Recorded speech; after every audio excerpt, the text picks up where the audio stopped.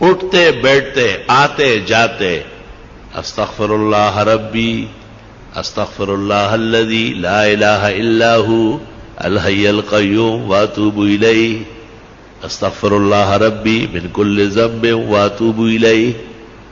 یہ پڑھا کرو جتنے استغفار آپ کو یاد ہے، بہت زیادہ پڑھو، کم پڑھنے سے نہیں کام چلے گا،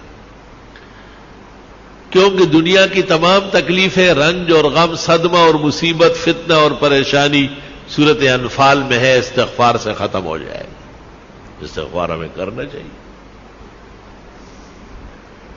پیرانی پیر شیخ عبد القادر جیلانی نے ایک موقع پر لکھا ہے کہ جن کو استغفار کا پتہ ہے اور پھر وہ پریشان ہوتا ہے، فرمایا بہت بڑا کذاب اور جھوٹا ہے.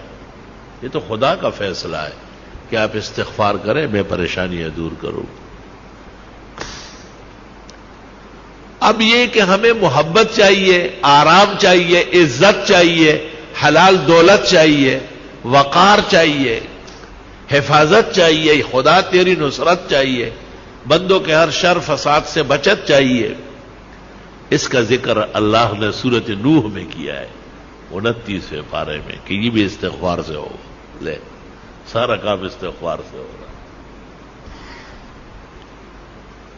علماء نے اس طرح ایک مثال دی کہ اگر فرید گنج شکر، ان کے شیخ قطب الدین بختیار کاکی،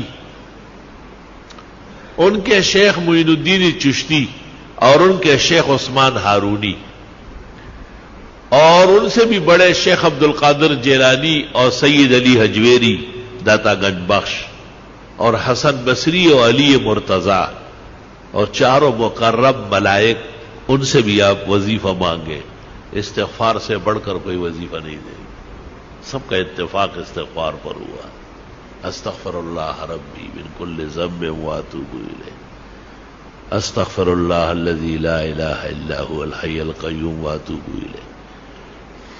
اب ایک آدمی استغفار کر رہا ہے اور وہ فائدہ محسوس نہیں کرتا تو قرآن تو سچا ہے، ہمارا ایمان ہے، اس میں کوئی کمی ہے نا. وہ عورت نے وہ چاند دیکھا ایسا چاند کی طرح، تو انگلی کے ساتھ کوئی چیز لگی تھی نامناسب، کہنے لگی چاند تو بہت اچھا لیکن بدبو آ رہی. بدبو تو آپ میں ہے، چاند میں تھوڑا ہی ہے. اب اپنے آپ کو اس معیار پر لانا ہے کہ ہمیں استغفار سے وہ فائدہ پہنچے جو اللہ تعالیٰ نے سورۃ انفال میں بیان کیا ہے. وما كان الله ليعذبهم وانت فيهم وما كان الله معذبهم وهم يستغفرون. ایک ایسی نیکی اور ایسا عمل جو نبی کے برابر ہو یا نبی جیسی رحمتیں مل جائے، قرآن کی اس آیت میں ہے جو میں نے پڑھی کہ وہ استغفار کا عمل. یا تو نبی کی وجہ سے بچتے ہو یا استغفار سے بچت. خوب استغفار کیا کرو. بعض راتیں مناؤ، باقاعدہ بعض اوقات منا لو کہ بھئی میں سحری میں اٹھوں گا اور سورج نکلنے تک استغفار کروں گا، اور میں جمعے کی نماز کے لیے 2 گھنٹے پہلے آؤں گا، سورۃ کاف پڑھوں گا، 100 مرتبہ درود ابراہیمی پڑھوں گا، بس پھر جمعے تک استغفار کروں گا. جمعے میں اتنا ٹائم نہیں ہے، چلو عصر سے مغرب صحیح ہے، مغرب سے عشاء تک کچھ تو ادھر کنڈے زویا اور سوخو بویا، کچھ تو کرے آپ، اپنے آپ کو ذرا قیمتی بنائے. جتنی خوشیاں چاہیے، جتنے آرام اور راحت چاہیے، جتنی عزت چاہیے، اللہ تعالیٰ سورۃ نوح میں فرماتے ہیں فَقُلْتُ اسْتَغْفِرُوا رَبَّكُمْ، استغفار کرو، وہ مل جائے گا، سب عطا ہو جائے گا. ہمیں بھی دعاؤں میں یاد رکھو، دینی مدرسوں کو بھی، طلباء کو بھی، اور یہ موجودہ پریشانیوں کو بھی، اور استغفار کی کثرت کرو. راتوں کو بستر پر جاتے وقت 33 دفعہ سبحان اللہ، 33 مرتبہ الحمدللہ، 34 مرتبہ اللہ اکبر پڑھا کرو. آج ہی بخاری شریف میں آ رہا تھا کہ حضرت فاطمہ آئی اور ام المومنین عائشہ کو کہا کہ حضرت غلام بانٹ رہے ہیں، مجھے بھی کوئی نوکرانی دے دے. جب حضرت آئے بتایا، انہوں نے کچھ کہے بغیر ان کے گھر گئے اور ان کو کہا بس رات کو یہ پڑھا کرو 33 مرتبہ سبحان اللہ 33 مرتبہ الحمدللہ، 34 مرتبہ اللہ اکبر. یہ دنیا بھر کے غلام کنیز آرام و راحت سے بہتر ہے. تسبیحات دائیں ہاتھ سے پڑھا کرو، بائیں ہاتھ سے اسلام میں کوئی تسبیح نہیں ہے. جو مسئلہ نہیں جانتے ان کو بتانا ضروری ہے، جو جاننے کے بعد بھی نہ مانے اللہ ان کو ہدایت کی توفیق دے.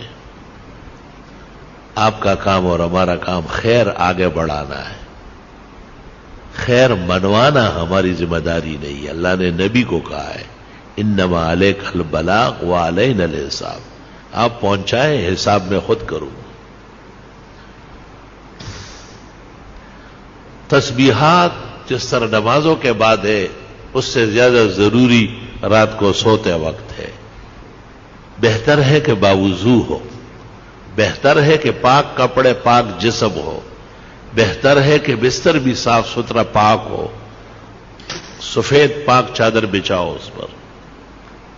بستر پر آنے کے بعد اگر کوئی حرج نہیں ہے، گرانی نہیں ہے، تو سورت الف لام میم سجدہ ایک بار اور سورت ملک ایک بار ہر رات کو پڑھنا سنت طریقہ ہے.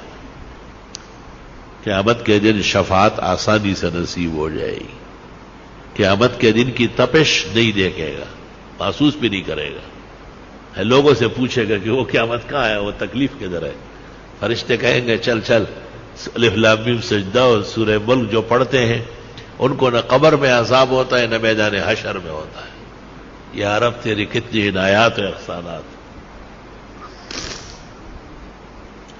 اورنگزیب عالمگیر نے جو قرآن شریف لکھا ہے تو الف لام میم سجدہ اس پر بھی لکھ دیا 21 پارے میں کہ رات کو سوتے وقت الف لام میم سجدہ اور ملک پڑھا کرو.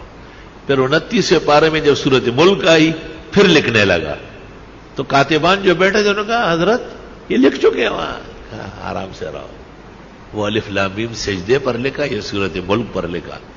اور حدیث شریف لکھنے کے بعد لکھ فرمایا بس اورنگزیب کا یہی مقصد تھا کہ یہ لکھا ہوا قیامت تک رہ جائے، شاید کوئی عمل کر کے اور مجھے بھی قبر کے عذاب سے اور جہنم کے تپش سے اور قیامت کی پریشانی سے اللہ تعالیٰ نے نجات نصیب فرمائے. الحمدللہ رب العالمین. اللہم صلی وسلم علی النبی وعلی آلہ واصحابہ